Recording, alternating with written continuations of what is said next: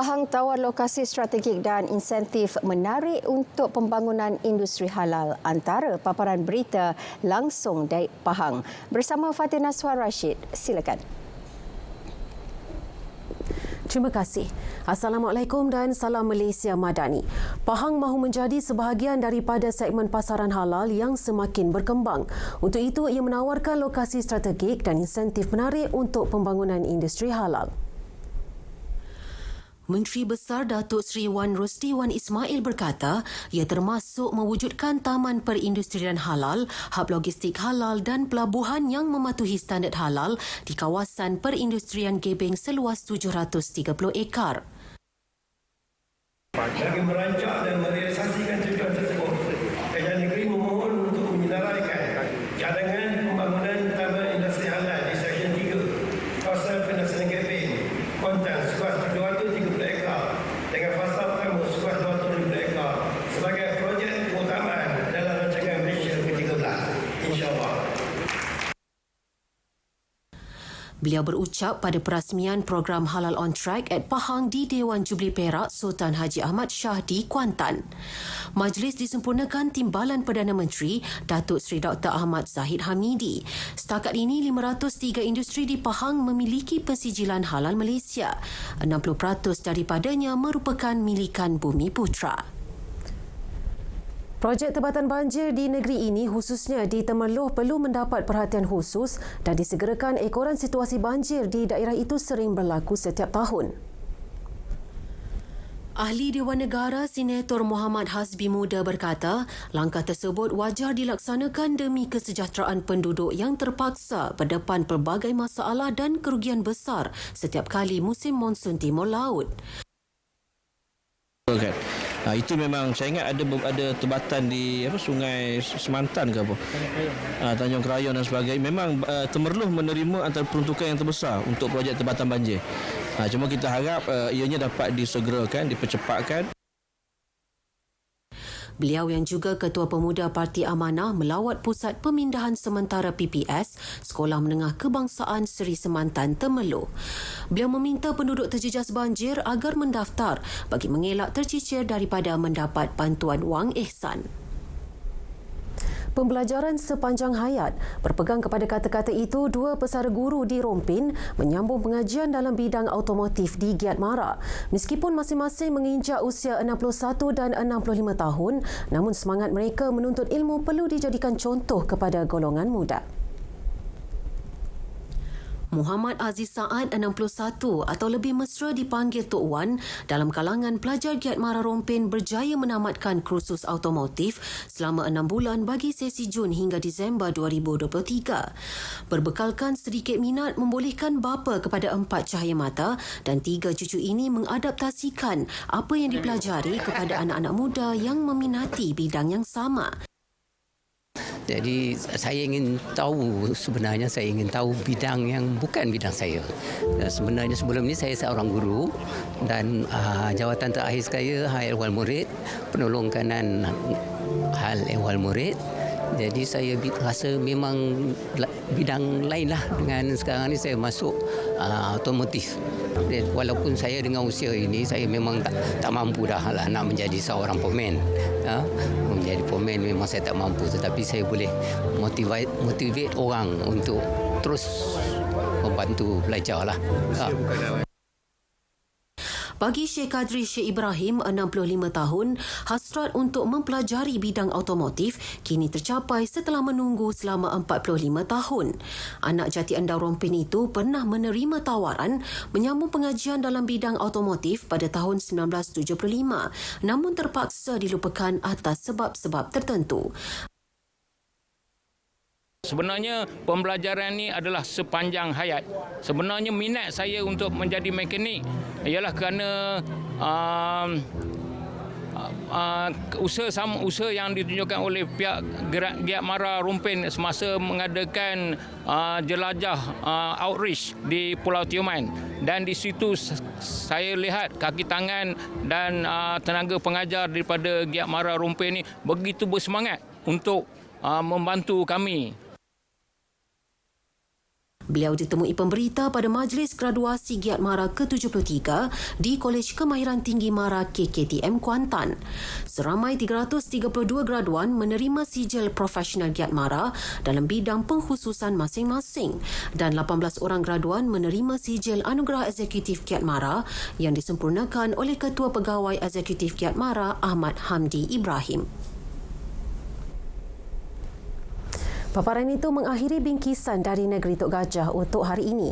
Dari sungai ke segara, Palestin pasti merdeka. Assalamualaikum, salam Malaysia Madani. Baik, terima kasih Fatin.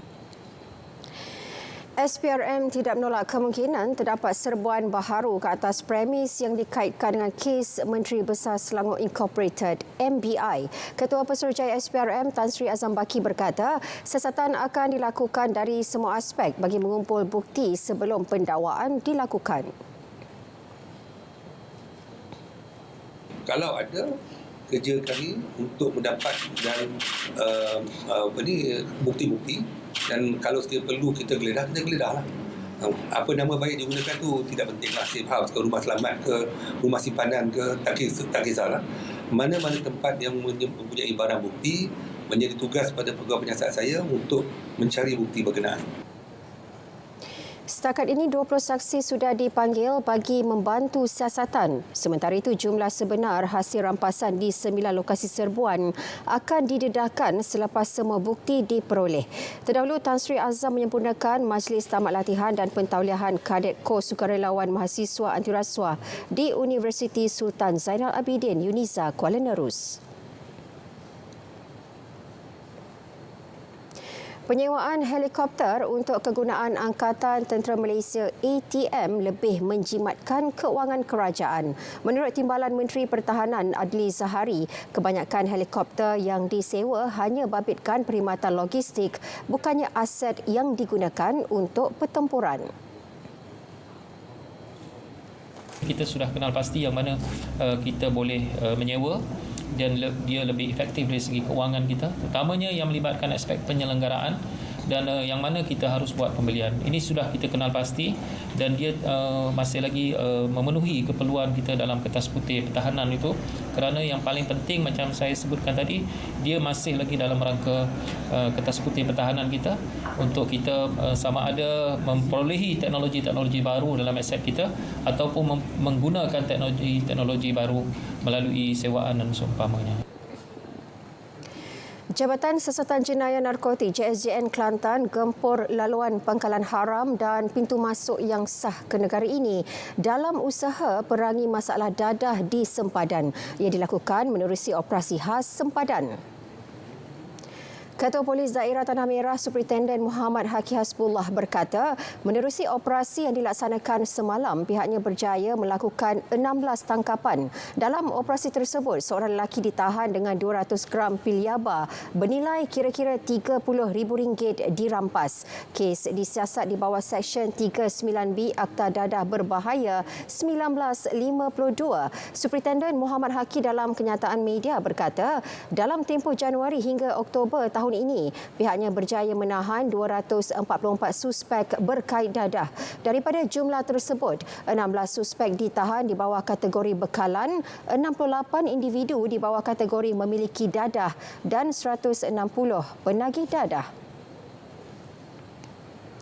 Jabatan Kesihatan Negeri Kelantan JKNK keluarkan 1,443 nasihat kepada pemilik dan pengendali premis di seluruh Kelantan. Ia bagi memberi pemahaman berkait Akta Kawalan Produk Merokok demi Kesihatan Awam 2024 Akta 852 di negeri itu.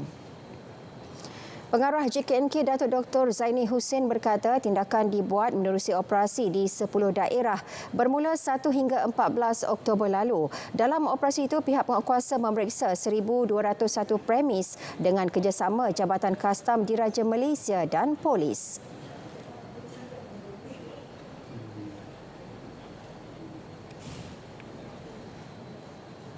Saya percaya bahawa untuk penguasaan ini kita dalam tempoh 6 hingga 12 bulan ini kita akan lebih pada educational enforcement selain daripada nyatakan bahawa perkara yang kita akan laksanakan secara serta-merta. Jadi itulah saya mohon untuk semua masyarakat khususnya di Kelantan ini untuk menyokong dalam akta ini. Akibat tanaman sara diri yang diusahakan bagi menghadapi musim tengkujuh sering diancam gajah liar. Komuniti orang asli di Pos Bihai, Gua Musang hidup dalam kebimbangan. Hasil tanaman tersebut sepatutnya sudah dapat dituai pada bulan November atau Disember ini, namun musnah akibat gajah liar.